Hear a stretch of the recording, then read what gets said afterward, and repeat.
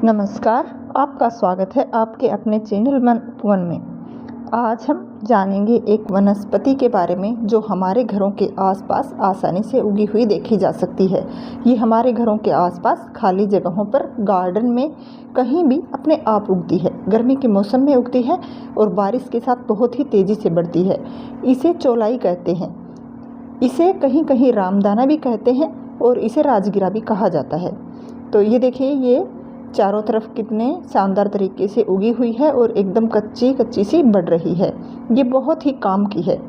इसे हम अक्सर खरपतवार के रूप में भी पहचानते हैं और इसे घरों के आसपास की सफाई करते समय जड़ से उखाड़ कर हम फेंक देते हैं, लेकिन इसमें अद्भुत गुण पाए जाते हैं। क्या आप इसे जानते हैं? अगर आपने अभी तक इसका यूज नहीं किया है तो आप कर सकते हैं। ये देखिए, अभी इसमें बीज दिख रहे हैं क्योंकि ये टाइम है कि अब इसमें बीज आने का टाइम है। लेकिन इससे पहले जब इसमें बीज नहीं आते तब इसका बहुत ही टेस्टी साग या फिर सब्जी तैयार किया जाता है। इसके डंठल को तोड़ लिया जाता है। जहाँ से ये आसानी से टूट जाता है वहाँ से, ये देखिए इसमें बीज नहीं है और इसको वहाँ से तोड़ लिया जाता है जहाँ से ये डंठल आसानी से टूट जाते हैं और इसे तोड़ करके इकट्ठा कर लिया जाता है और उसके बाद धो करके, काट करके, इसको उबाल के इसका रायता भी तैयार किया जाता है और सीधा भी आलू के साथ ही इसकी सूखी सब्जी भी बनाई जा सकती है। इसके अलावा इसको उबाल करके, निचोड़ करके, छोंक के इसका सूखा साग भी तैयार किया जाता है। यानी कई तरह से आप इसकी सब्जी तैयार कर सकते हैं। ये बहुत पौष्टिक होता है। इसमें बहुत सारे गुण पाए जाते हैं। इसमें iron, calcium, fibre, vitamin A और के पाए जाते हैं। ये पेट के लिए बहुत अच्छा है। फाइबर की मात्रा इसमें बहुत ज़्यादा होती है, तो ये पेट के लिए और हमारे पाचन तंत्र को बेहतर बनाता है और हमारी पाचन क्रिया को आसान करता है। तो पेट से संबंधित सारी दिक्कतें इससे दूर हो जाती हैं। इसके अलावा इसमें विटामिन ए पाया जाता है और विटामिन के पाया जाता है। ये आँखों के लिए भी बहुत ही अच्छी मानी जाती है। इसका सेवन करने से आँखों की रोशनी तेज़ होती है और आँखों की रोशनी बरकरार रहती है। इसके अलावा इसमें आयरन की मात्रा बहुत ज़्यादा पाई जाती है, तो इससे शरीर में होने वाली खून की कमी दूर की जा सकती है। यानी आप इसका सेवन करेंगे तो इसके भरपूर फ़ायदे आपको मिलेंगे। जैसा कि आप जानते हैं कि हरी साग और सब्जी में वैसे बहुत सारे गुण पाए जाते हैं, तो इसमें भी उसी तरह से बहुत सारे गुण पाए जाते हैं, तो आप इसका आसानी से यूज कर सकते हैं। इसके अलावा इसके पत्तों के रस का भी यूज किया जाता है। आयुर्वेद में इसका कई तरह से यूज किया जाता है। आयुर्वेद में इसकी जड़, इसकी डंठल, इसके पत्ते, बीज, फल, फूल सभी का उपयोग किया जाता है। यानी दवाओं में तो इसका उपयोग होता ही है। हमारे घरों के आसपास पाई जाने वाली वनस्पति का हम साधारण तरीके से जो यूज कर सकते हैं वो हमारे ज़्यादा काम में आता है। तो दवाओं में यूज होता है, इसका मतलब कि ये बहुत ही असाधारण गुणों वाली वनस्पति है, तो हम घर में भी इसका यूज कर सकते हैं। ये तो हुई इसकी हरी सब्जी के रूप में, यानी हरे पत्तों और डंठल का यूज करने के रूप में, लेकिन इसके जो बीज होते हैं उनका भी बहुत ही अलग तरीके से यूज किया जाता है। इसमें जब बीज निकल आते हैं उस टाइम पर इसके बीजों को सूखने तक इंतज़ार किया जाता है। इसके पत्ते पीले होने लगते हैं और इसके बीज जब सूखने लगते हैं तब इनको काट करके इकट्ठा कर लिया जाता है। उसके बाद इसके बीजों को सुखा लिया जाता है और उसके बाद इनको साफ़ कर लिया जाता है और इकट्ठा करके उसके बाद इसके लड्डू तैयार किए जाते हैं। आपने मार्केट में भी देखा होगा, तिल की तरह दिखने वाले इसके लड्डू मार्केट में बहुत ही मिलते हैं। इसके लड्डुओं का सेवन करने से शरीर में बहुत सारी समस्याएं दूर होती हैं। यानी इसमें कैल्शियम पाया जाता है, तो इसका सेवन करने से हड्डियां मजबूत होती हैं।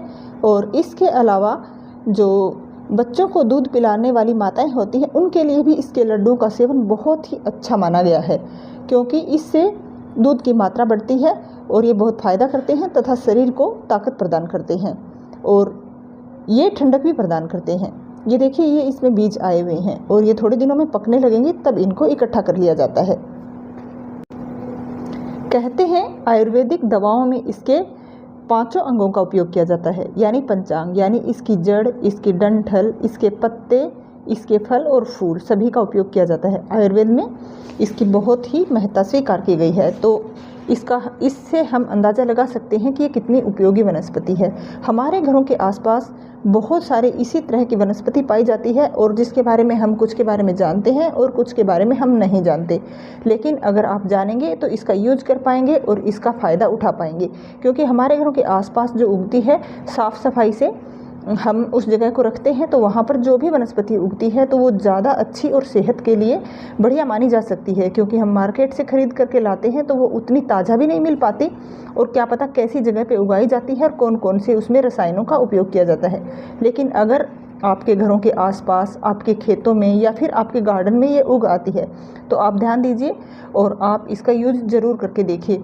इसका रायता बहुत ही टेस्टी बनता है। इसका साग और सब्जी भी बहुत ही टेस्टी भी बनती है और बहुत ही हेल्दी भी होती है।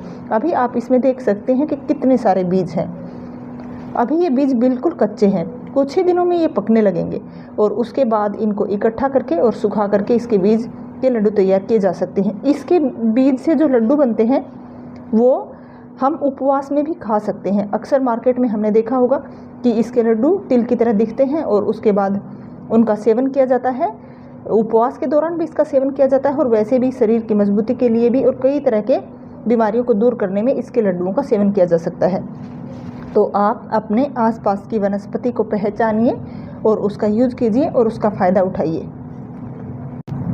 आपने ज़रूर इसको खरपतवार के रूप में भी देखा होगा, लेकिन आप जब ये फसल के बीच में उग आती है तो खेतों में ये पोषक तत्वों का अवशोषण भी करती है, तो फसल के बीच से तो इसको निकालना ज़रूरी हो जाता है। इसको निकाल करके अलग कर दिया जाता है और इकट्ठा कर दिया जाता है और घरों के आसपास की सफाई के दौरान भी इसको काट करके और साफ़ सफाई की जाती है। लेकिन इसका बहुत तरीके से यूज भी किया जा सकता है। तो ये खरपतवार के रूप में तो हम जानते ही हैं, लेकिन इसका बहुत ही अच्छा यूज होता है। इसके अलावा एक और तरीके से भी इसका सेवन किया जाता है, तो मैं थोड़ा सा आपको और बताती हूँ कि इसके रस की कुछ चम्मच मुंह में होने वाले छालों के लिए और पेट में कब्ज आदि की शिकायत के दौरान भी किया जाता है। लेकिन इसका दवा के रूप में उपयोग करना हो तो आप किसी अच्छे जानकार व्यक्ति या किसी आयुर्वेदिक डॉक्टर से पूछकर ही करें। लेकिन साधारण तरीके से साग सब्जी के रूप में आप इसका उपयोग कर सकते हैं। लड्डू के रूप में भी आप इसका उपयोग आसानी से कर सकते हैं। मेरे चैनल पर आपको गार्डनिंग से रिलेटेड भी बहुत सारे वीडियो मिलेंगे। किचन गार्डन और होम प्लांटेशन से रिलेटेड वीडियो भी आपको इस चैनल पर मिलेंगे। आपको ये वीडियो कैसा लगा आप कमेंट करके ज़रूर बताइए। वीडियो को लाइक भी कर दीजिए और आप मेरे चैनल को सब्सक्राइब ज़रूर कर लीजिए। धन्यवाद।